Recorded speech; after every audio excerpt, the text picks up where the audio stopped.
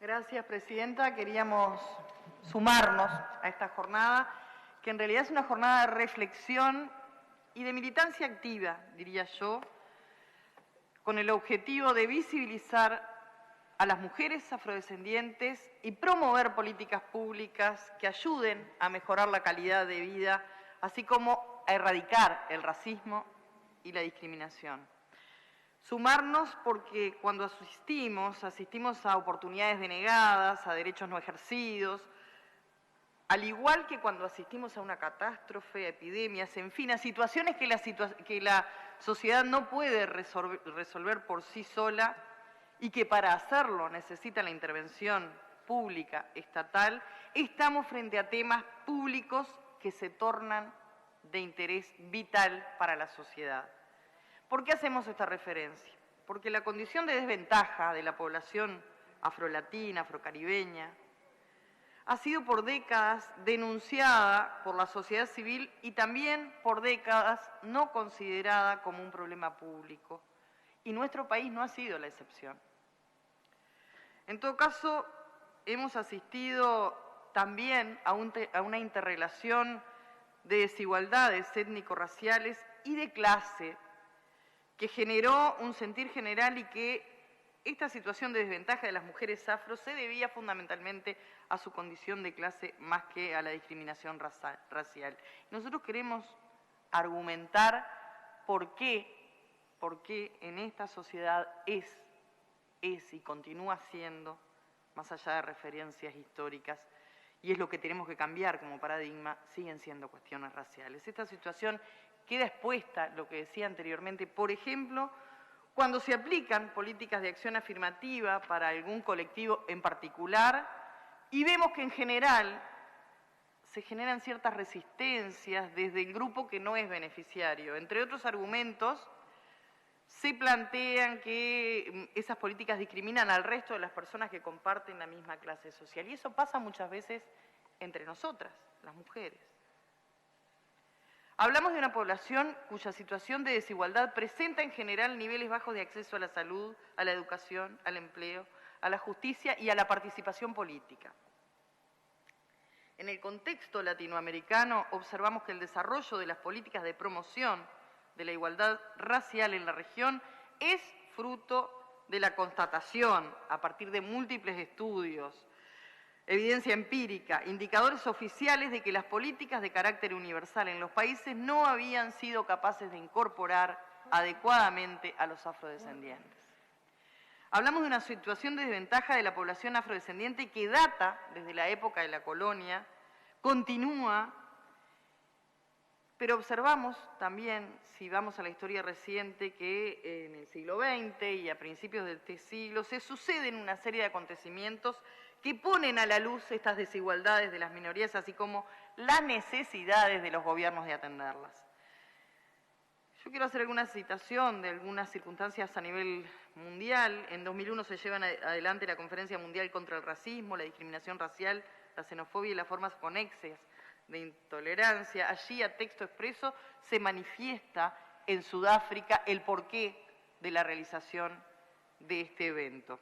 Y lo mencionamos porque se realiza en Sudáfrica y porque tuvo una incidencia en la demanda de las acciones afirmativas que fueron dirigidas hacia la población afrolatina, caribeña, y más allá de su paso, en su momento casi inadvertido por parte de los medios de comunicación, hubo un involucramiento desde la sociedad civil.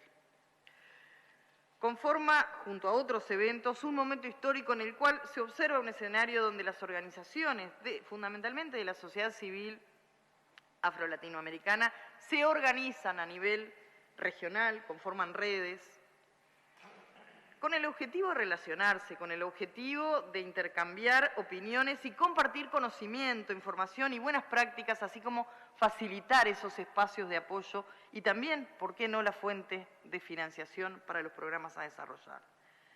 Antes aún en nuestro país se había realizado en 1990 el primer encuentro de entidades negras del Cono Sur con presencia de activistas de Brasil, de Uruguay, de Argentina, y eso en alguna medida marcó el inicio de una articulación de estas organizaciones a nivel de Latinoamérica.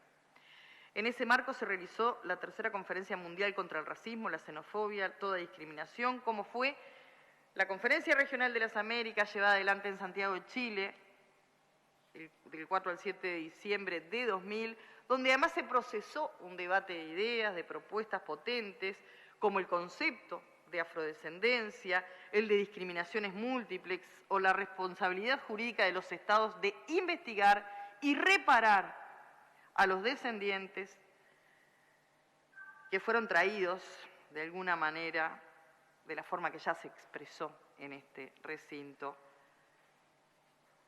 investigar, reparar a los descendientes de las personas raptadas de África y traídas a América en situación de esclavitud.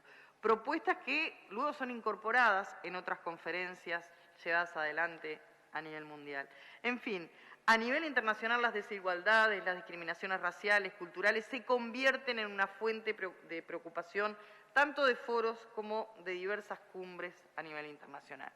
Por supuesto que todo esto acompañado por la sociedad civil, las redes de derechos humanos que se apropian del tema y van llegando a síntesis sobre la necesidad de que los estados brinden respuestas rápidas en el entendido de que los problemas étnico-raciales nos competen a todos y a todas, cada uno de los integrantes de la sociedad. Hoy nos referíamos al comienzo de esta presentación a algunas conferencias como la de Durban y su plan de acción que transformaron en agenda de los movimientos afrodescendientes y en propuestas de líneas de acción para los estados con el objetivo de extinguir la desigualdad étnico-racial y de género.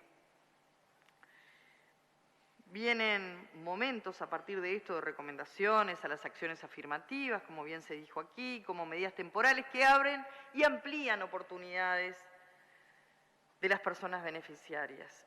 Políticas de reparación, de inclusión, de visibilización, de reivindicación de la identidad, en definitiva, de integración sectorial, regional, integración diferenciada y desegregación. Y así las políticas públicas de reparación surgen de la necesidad de reconocer.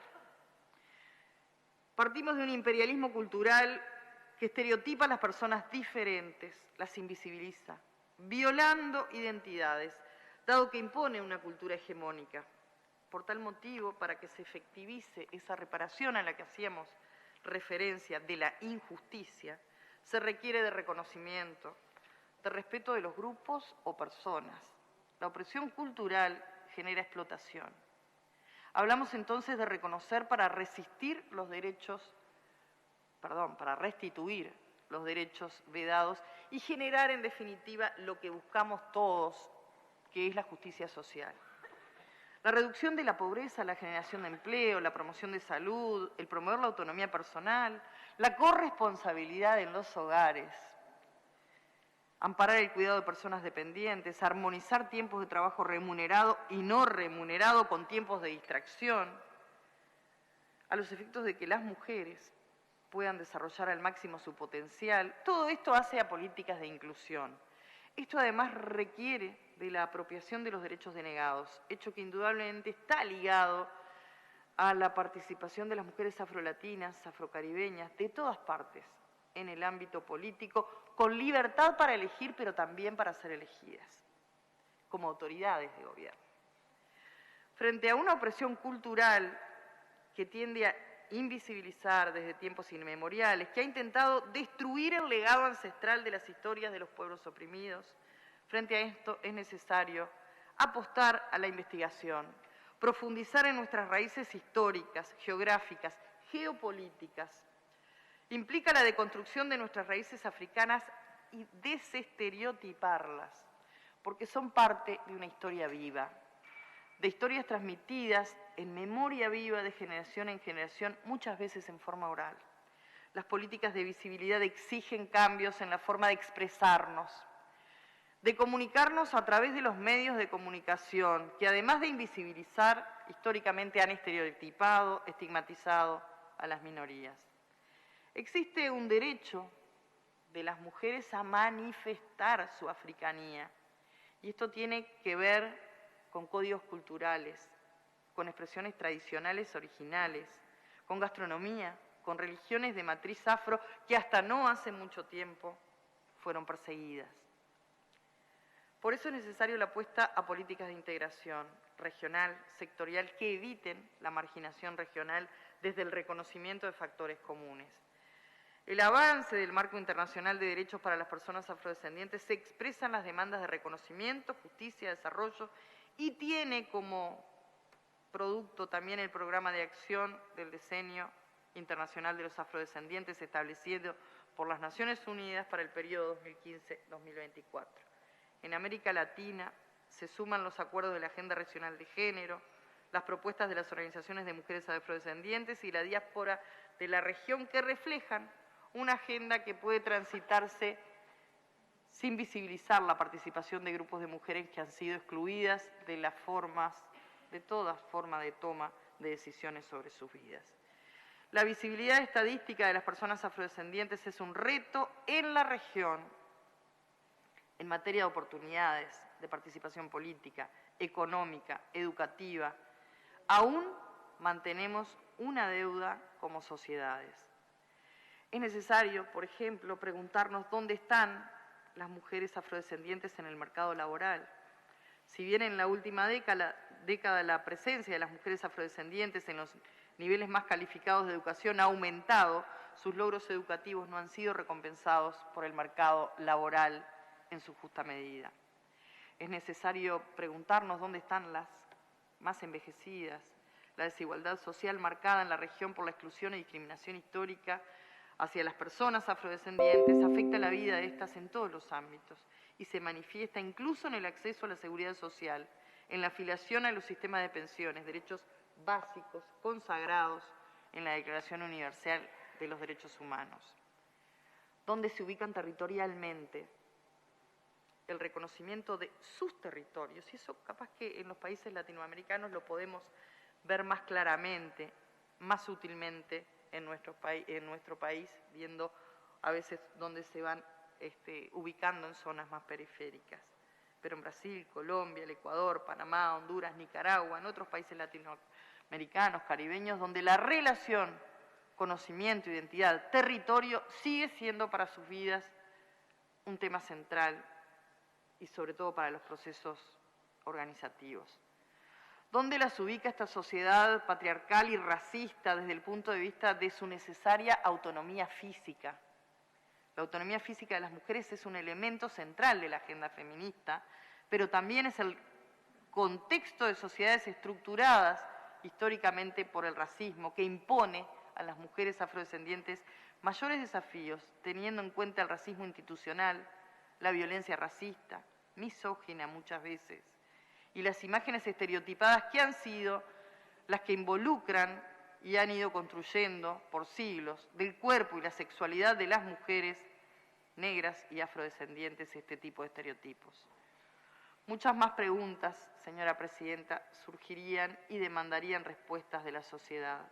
Podríamos enumerar leyes, acciones afirmativas que se han dado en los últimos 20 años, pero dado que el tiempo se está terminando, quiero culminar sumándonos, como decíamos, a la conmemoración de esta reivindicación de los derechos y de la dignidad de la mujer afrodescendiente, aún en un marco donde persisten estas formas de discriminación contra niñas y mujeres y que consecuencias se agravan cuando las miramos desde la perspectiva étnica.